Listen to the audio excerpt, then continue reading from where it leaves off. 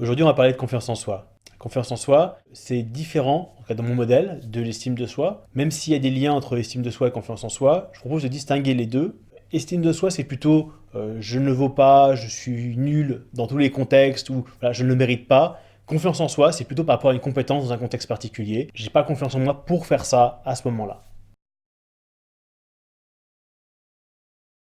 On peut avoir confiance en soi pour certaines choses et pas pour d'autres. Par exemple, moi j'ai confiance en moi pour, je sais pas, aller chercher le courrier le matin, ça ne pose pas de problème, mais pour piloter un hélicoptère tout seul, j'ai pas vraiment confiance en moi sur ce truc-là. Et c'est peut-être une bonne chose que je me lance pas comme ça. Tiens, aujourd'hui je prends un hélico, j'y vais, et j'ai pas la compétence du tout. Donc il y a un côté équilibre entre la compétence et le niveau de confiance qu'on a dans cette compétence. Pas assez de confiance en soi par rapport à une compétence qu'on a, on est bloqué alors qu'en fait on est compétent et trop de confiance en soi par rapport à une compétence, eh ben, on est surconfiant, ah, ça peut amener à faire des miracles, mais aussi à se vautrer lamentablement. Je peux faire du saut en parachute sans parachute, je peux en créer un au vol. Non, bah non.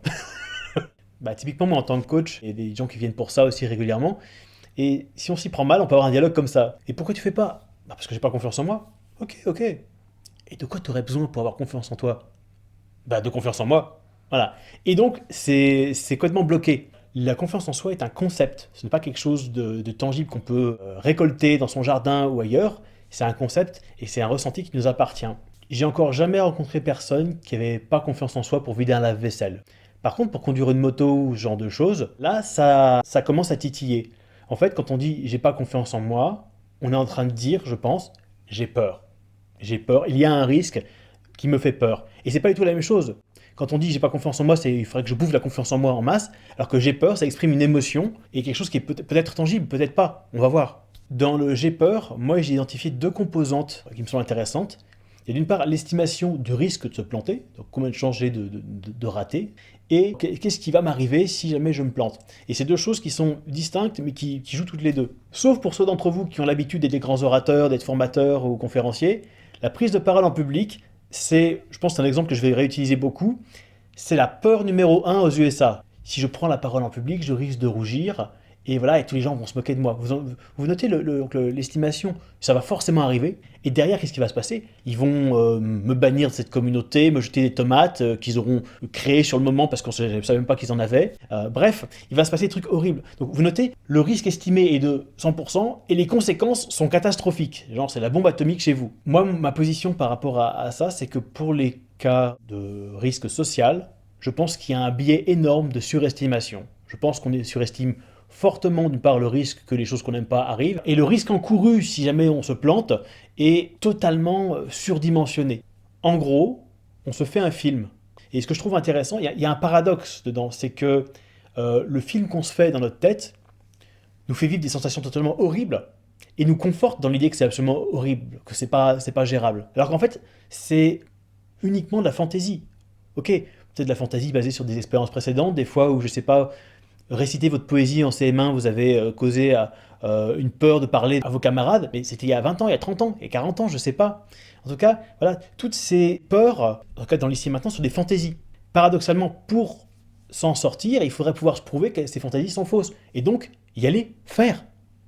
Mais non, ça fait peur. Donc, vous voyez le paradoxe dedans, c'est que notre peur s'auto-entretient vu que on essaie de se projeter, et quand on essaie de se projeter, il se ramène les mêmes choses, et ça nous conforte dans le fait que c'est pas possible, alors qu'il n'y a aucun élément concret. Ma suggestion, moi, par rapport à ça, c'est allez-y, tout en vous gardant en sécurité. J'ai une métaphore pour ça. Vous voulez aller dans une piscine, l'eau est froide. On va comparer à la température ambiante de l'air, ça donne pas envie. Alors, il y a des gens qui y vont direct. Ils courent, ils font une bombe, ils sont à l'eau. Ils ont froid pendant 30 secondes derrière, après c'est bon. Il y a des gens qui, et c'est un pattern que je trouve beaucoup chez mes clients, qui vont tremper un doigt de pied à un endroit, dire non c'est froid. Qui font le tour de la piscine, qui réfléchissent à l'endroit le moins froid, qui vont tremper un doigt de pied, ils disent, non.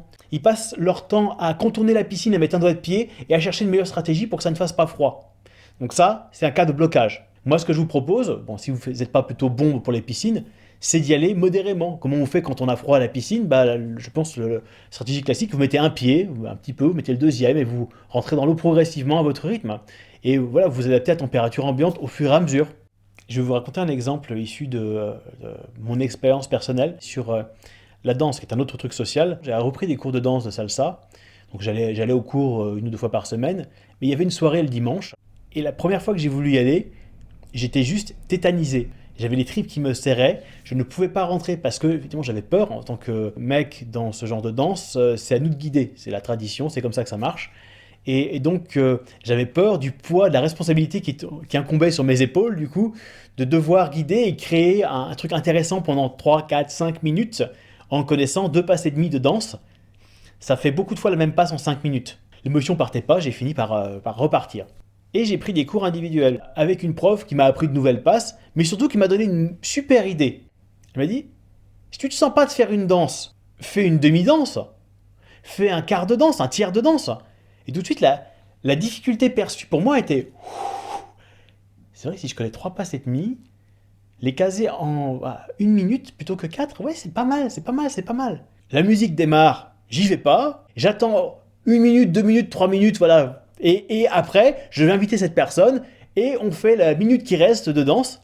Et au miracle, elle a pas l'air de s'ennuyer. Même si j'ai fait 15 fois la même passe en 1 minute, c'est toujours mieux que 150 fois, personne ne m'en veut pas. Et vous voyez ce qui se passe? Mon modèle mental que j'avais, mon film, comme quoi les personnes allaient m'en vouloir, que ça allait être horrible et chiant et inintéressant pour elles, c'était totalement faux. Et pire que ça, j'étais tétanisé à la base de faire des erreurs, qu'on se plante et qu'elle me regarde avec des yeux noirs pour me dire «Ah, c'est pas comme ça, tu as mal fait ton guidage». En fait, non. Ce que j'ai eu comme réponse quand je me plantais, c'était «Pardon, désolé». Je comprenais pas, en fait. Mes partenaires croyaient qu'elles avaient fait une erreur de poursuivre ce que je faisais, alors que c'est moi qui avais fait une erreur de guidage.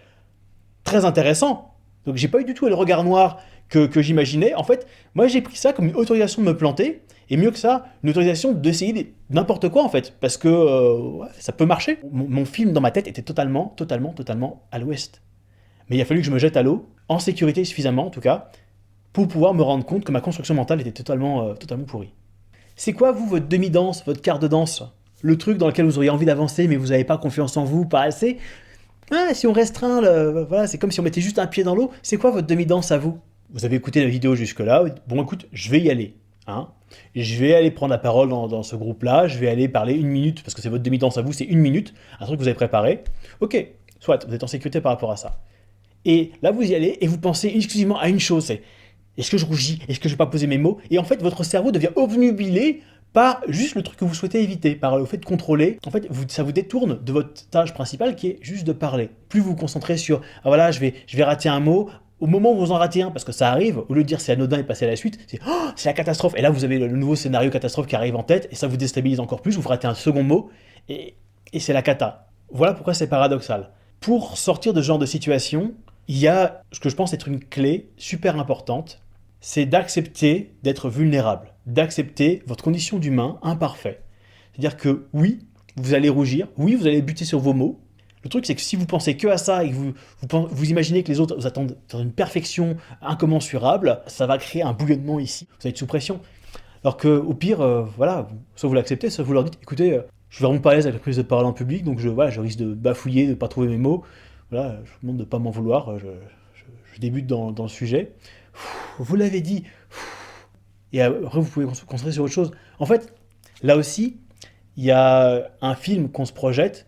Moi, je crois que les autres gens sont bienveillants, en fait. On a toujours tendance à imaginer qu'ils vont être méchants, nous juger, dire non, c'est trop pourri. Mais en fait, c'est arrivé à tout le monde de buter sur les mots, de pas arriver à faire un truc. Les autres gens ont de l'empathie par rapport à ça.